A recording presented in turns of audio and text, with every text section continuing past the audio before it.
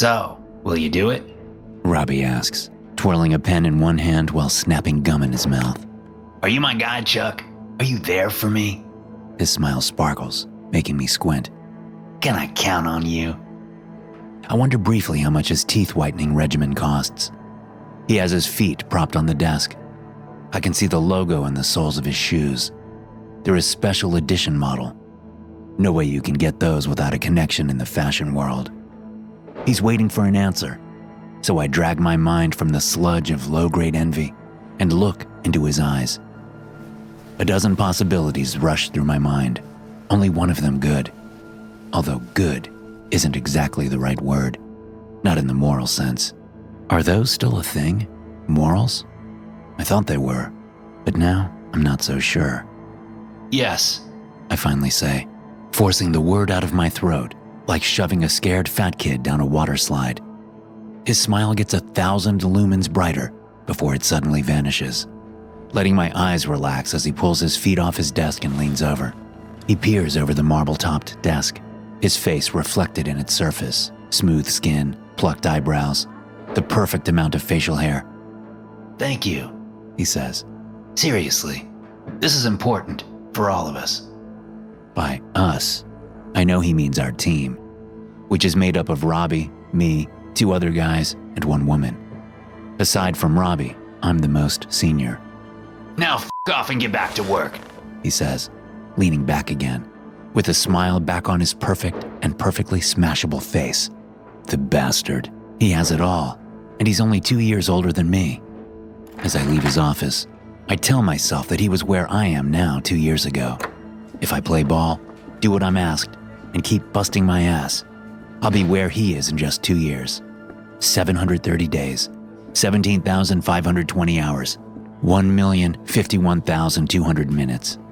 Of course, not all of that will be work time. I'll be sleeping for some of it.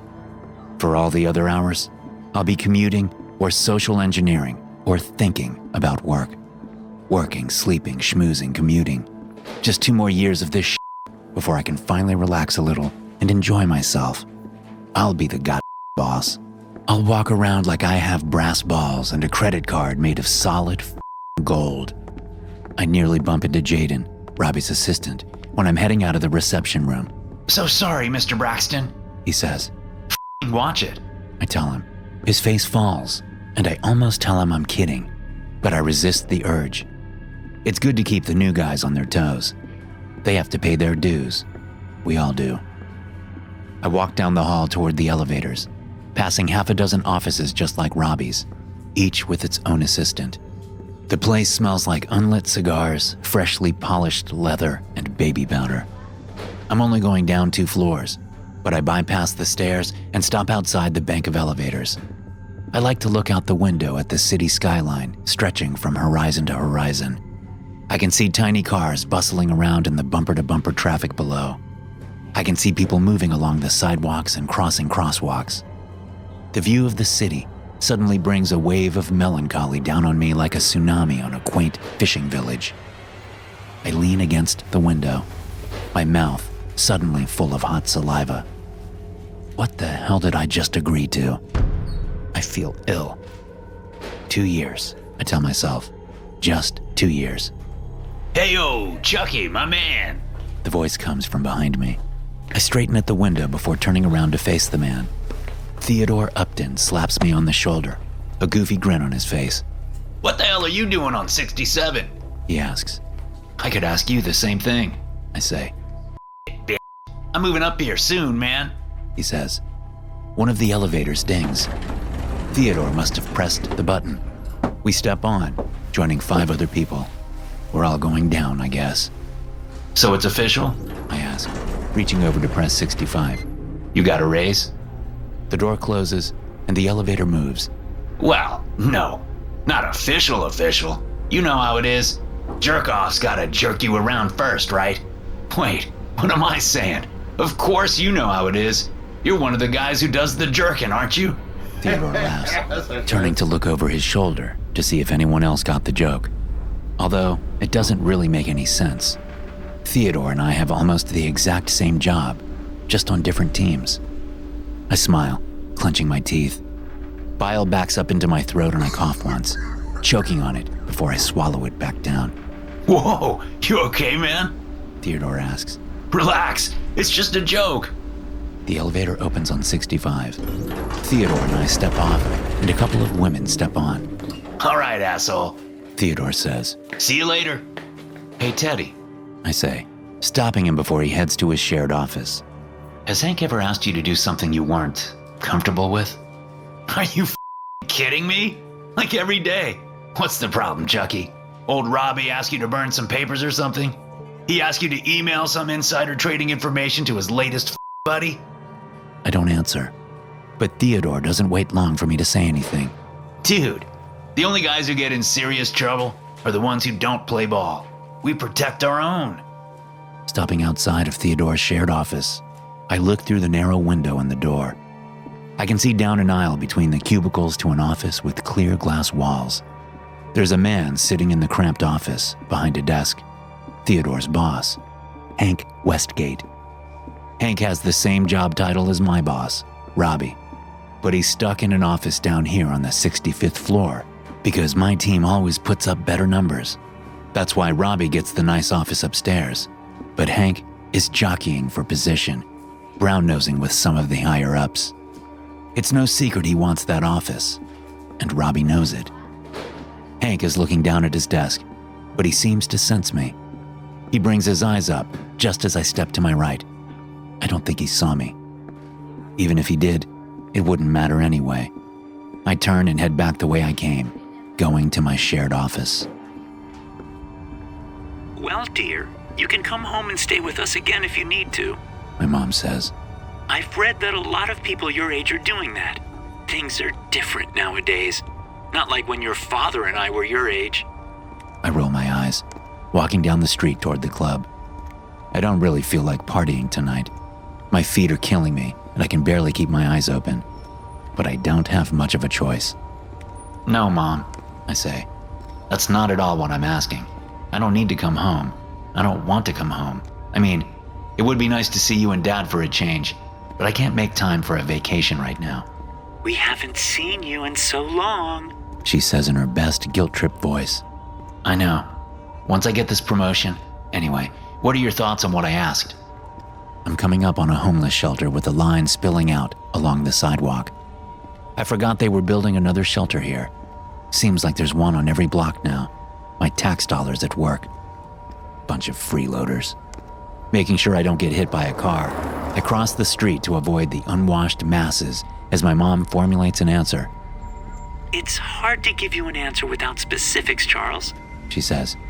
But I guess my advice is just to do what you think is right. You have a good heart and a good head on your shoulders. If it feels like you're selling your soul, then it probably is. Yeah, but did you and Dad ever have to do anything that you didn't want to do when you were coming up? Oh, sure. She says. Everyone has to do things they don't want to do. I'm afraid that's the way of the world. But you should never cross the line that... Okay, Mom, thanks. I gotta go. Love you. I hang up the phone just as I come up behind Theodore in the sidewalk talking to a couple of young ladies. This is exactly why I can't stay home at night. Because guys like Theodore are always out here, generating connections and building up their social credit. If I stay home, I fall behind. Well, hello there, ladies. I say, wrapping an arm around Theodore's neck. Are we ready to do some drinking? Chuck! Theodore says. I was just inviting these two lovely ladies into Mephisto's for a couple of stiff ones. He waggles his eyebrows as he says this. The two women, clearly not from our social strata, giggle. I introduce myself as we cross the street, learning that their names are Alabaster and Juniper. I resist the urge to ask if those are their real names or if they're strippers. Mephisto's has two lines snaking down the block. The line on the left side of the door is populated by people like Alabaster and Juniper, hoping for a chance to get inside. Unfortunately for them, people that don't matter have to wait in line to get into the club. The other line, on the right side, is populated mostly by people dressed in rags. It could be a line from the homeless shelter I passed, as though there's been some sort of mistake. But there's no mistake. These people are trying to get into the club. just for very different reasons than the people in the left line. Theodore leads the way as we approach the pair of bouncers at the doorway. I see Theodore shake his head once, very discreetly, as we approach. The bouncers open the door and let Theodore and me inside, but they stop the ladies. We both turn around and look at them. Their faces are petrified, but there's still some hope in them. They think we'll be able to talk to the bouncers, to let them in. They think they'll be the envy of the entire line of people, trying to look like they don't care whether they get in. But they're wrong. Oh, sorry, ladies. Theodore says. I forgot. This place has standards. The embarrassment on their faces is priceless. We laugh as the door shuts and we head up the stairs. Oh man, that never gets old, I say, ignoring a sudden bout of nausea. Must have been something I ate. Mephisto's has 9 levels of dance floors, bars, lounge areas, and private rooms. The bouncers at the door occasionally let people in to purchase overpriced drinks on the first floor. But it's not where anyone wants to be. It's kind of like a waiting area, where the desperate wait and hope to be brought upstairs. Each floor has its own set of bouncers, controlling who can go up to the next level. The highest floor Theodore and I can get to is the 5th. We've heard wild stories about what goes on at the levels above, but we'll have to wait to find out for ourselves whether they're true. Our bosses, Robbie and Hank, do their partying on the 6th floor for the most part, but they sometimes come down to rub elbows with their lessers, which is what we do as we make our way through the club. On the 2nd level, we move through the thrumming dance floor and toward a bar at the edge of the room. Lights flash in time with the bumping music while people dance and chat and laugh. We pass a line of booths on our left. The homeless people who've made it inside stick out like sore thumbs. Of course, that's kind of the idea. The founders of Mephisto's had a genius idea to use homeless people as personal waiters for anyone who requests one. They work only for tips, and the club doesn't have to worry about pesky things like paying them an hourly wage or giving them tax documents or anything. Apparently, the owners of Mephisto's found some kind of legal loophole in the city's laws that allows them to don charity status. The homeless people volunteer and take what they can get as far as tips. Of course, things are a little different on the other, higher floors. Given what goes on up there, there's a general consensus that the homeless who work those floors will walk away with a decent chunk of change. Theodore and I grab a drink and see who's around. We stay on the 2nd level just long enough to feel like we've been seen before heading up to the 3rd. We don't spend too much time here because there's no one important around. On the 4th level, we pass homeless people who volunteered to work here. They act as human footrests or seats for patrons. Many of them are dressed in their underwear. Some dance in front of tables while the patrons laugh and throw dollar bills at them. It really is brilliant. A win-win for everyone. The bar saves money, which it then passes on to the consumers, who then pass it on in the form of tips to the homeless people. Trickle-down economics at work. Gotta love capitalism. After stopping briefly on the 4th floor, we head up to the 5th, where the real action is at. We find a private room with some of our coworkers inside, stepping into a wave of shouted greetings. The room features screens on all the walls showing camera feeds from the dance floor and bar outside, so we can see who's here. It also has 2 large booths facing each other. On the wall, under one of the screens, and between the 2 booths is a homeless man with a bushy gray beard. His arms and legs are fastened to the wall with restraints. He's dressed only in a ratty pair of underwear. I can see a bunch of fresh scars on his skin. He must be a regular. Well, who do we have today? Theodore says, stepping up to the man. I don't recognize this one. What's your name, man? The guy lifts his hanging head, shame seeming to spill out of his eyes with his tears. Travis, he says. Oh, Travis! Theodore says loudly, looking around and getting laughs from some of the people in the room. Nice to meet you. Theodore turns away, but then spins around and spits in Travis's face. You're the biggest piece of shit I've ever met, Theodore says. You're worthless, and I would like to gut you with a knife right here and now. Nothing would make me happier. The room goes suddenly quiet at this outburst. We all look at each other before bursting into laughter. The party continues while Theodore pulls out a $100 bill and shoves it into the waistband of Travis's underwear. Just wait until you get to the 8th floor, Teddy. Someone shouts. I hear you can do that up there. Laughter ensues. I know this is just the beginning for Travis. As the night goes on and people get more wasted, he'll take much more abuse, both physical and mental. But he'll walk away with a decent chunk of cash. Not enough to afford an apartment in this city, but still, better than nothing. At least he's working for a living and not just living off of handouts. My nausea intensifies, and I look down at my drink. I don't know if it's something I ate or if there's something in this drink that doesn't agree with me. Either way, I set it down and head out toward the bathroom. As I'm making my way toward the restrooms, I see Hank coming down the stairs from the 6th floor. Moving swiftly to my left, I duck behind a pillar so he doesn't see me. He must be calling it an early night because he heads down toward the 4th level. I follow at a safe distance, trailing behind him as he goes all the way down to the 1st level, where he stops and talks to a tall brunette woman in a sparkly dress. She throws her head back in laughter at something he says. She's really laying it on thick. I watch from the other side of the dance floor as they chat for a minute. The woman points up the stairs and pouts. She seems to want to go up there, and she thinks Hank will take her. She must know the rules. After a little more back and forth, they head toward the exit. I wait a few beats before following, stepping outside and looking to see which way they went. I spot them to the right, crossing the street to the next block. That sick feeling in my stomach intensifies as I walk down the sidewalk, eyes fixed on Hank and the woman. They walk arm in arm. Every so often, the woman laughs loudly at something Hank says. If it's genuine laughter, then I'm Elon Musk. Still, Hank doesn't seem to mind. All he cares about is that she's humoring him all the way to bed. Putting a hand in my pocket, I feel the small knife I always carry. You never know when you'll need to defend yourself on these grimy streets. Ahead of me, Hank and the woman turn down a small side street. They must be going to her apartment, because Hank certainly wouldn't live in this part of town. Fingering the knife, I turn the corner after them. I'm closing the distance. Every time the woman laughs her awful, fake laugh, I rush ahead, using the sound to cover my footsteps. So far, they haven't looked back. They're oblivious. I'm about 10 yards away now, walking on my toes so as not to make much noise. We're alone on the street, and there's an alleyway coming up on the right. They're going to pass right by it. Glancing behind me to make sure we're alone, I think I see movement, like a person ducking into a doorway to hide. Is someone following me? I shake it off. Now's my chance. They're approaching the alley.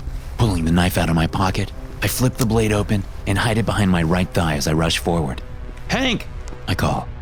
Hank and the woman turn around. They're right next to the alley. Hank looks at me with disgust. What the do you want, Braxton? He says. He has no idea what's coming. I step up close, a pleasant smile on my face. I try to ignore the sick feeling in my stomach, even though I feel like I might vomit at any moment. You dropped something, I say, taking the knife from behind my leg and jamming it into his chest. Leaving the knife sticking out of him, I shift and punch the woman in the face. She totters backward and collapses into the alley, unconscious. Turning my attention back to Hank, I'm pleased to see that he's still staring down at the knife, dumbfounded. I grab the weapon with one hand and shove him into the alley with the other. He trips over the woman and falls onto his back. I jump on him, stabbing him in a frenzy just to get it over with. After plunging the blade into him a good 15 times, I lurch up and vomit against the alley wall. Oh, you asshole, a familiar voice says from behind me. I turn, vomit still dripping from my nose and mouth. Theodore stands there, looking down at his boss like he's a plate of spilled food. You asshole. As I look around wildly, 1,000 thoughts rush through my mind. Do I kill him now too? How can I not? I'll go to jail if I let him live. Leading with the knife, I stagger toward him. He looks up at me. You don't waste any time, do you? He says. This stops me in my tracks. I stare at him in confusion. Dude, he says. How did you think I was going to move up to 67? Hank told me to kill Robbie. That's what I was doing up there today. I was casing the place, seeing where I could hide. I know Robbie works late, so I figured that would be my chance. Of course, the bastard left early today, but man, I guess you're taking Hank's spot now. Good on you. I spit bile and shake my head. What? What the hell are you talking about? Theodore's eyes narrow as he looks at me. Wait, you're not really broken up about this, are you? He laughs. Holy shit, man. You'll never get ahead like that. Are you serious right now? Dumbfounded, I look down at Hank's corpse. That sick feeling comes back, and I gag. Theodore steps toward me. I raise the knife and he stops. Whoa, man. He says, It's okay, dude. I'm not gonna hurt you or rat you out or anything. Just don't stab me, okay? I lower the knife but keep it in my hand as Theodore puts his arm around me. I don't get you, He says, I mean, what about the homeless woman we killed last week? You f***ing cooked and ate a chunk of her ass. I've seen you kill dozens of people. What's wrong with you? I shake my head. Yeah, but all those people were poor or middle class. They don't count. They don't matter. Hank, though, he's one of us, man. He's one of us. It just doesn't seem right. Theodore giggles. You still holding on to notions of right and wrong? How naive can you get? Oh, but I forgot you come from humble upper middle class beginnings. You're a f***ing unicorn, man. I always forget. He sighs. Just take my word for it, man. This is how things are done sometimes. Really, it's all in the game. I don't answer. I just stare down at the body. Remember what I told you today? Theodore asks. I said that the guys who play ball get taken care of, remember? And you're playing ball. It'll be fine. The guys at the top really love a cutthroat mindset. Literally. He laughs, reminding me of the woman I knocked out. I look over to where she lies nearby, still unconscious. Theodore follows my gaze. You thinking what I'm thinking? He says, turning to look at me. I smile and nod. There's the asshole I know and love, He says. I'll help you hide this prick's body. And then we'll take the girl and have some fun. How about that? I nod. Yeah, okay, I say. It'll make me feel better. Nothing like killing some poor dumb idiot to take your mind off work. Theodore says, bending down to grab Hank's feet. He's right. As I step over to grab Hank at the armpits, I glance at the woman. She's starting to stir. Thoughts of the fun we'll have with her make that sick feeling in my stomach go away, and I think about moving up to the 67th floor. I think about going up to the 6th level at Mephisto's, and then the 7th and the 8th and 9th. I'll get there eventually. You just gotta keep at it, I tell myself, hefting Hank's body. Keep playing the game. Your hard work will pay off. Thanks for watching. Be sure to subscribe and smash that like button to get notified every time I upload a new video. You can also check out some more of my animated horror stories right here.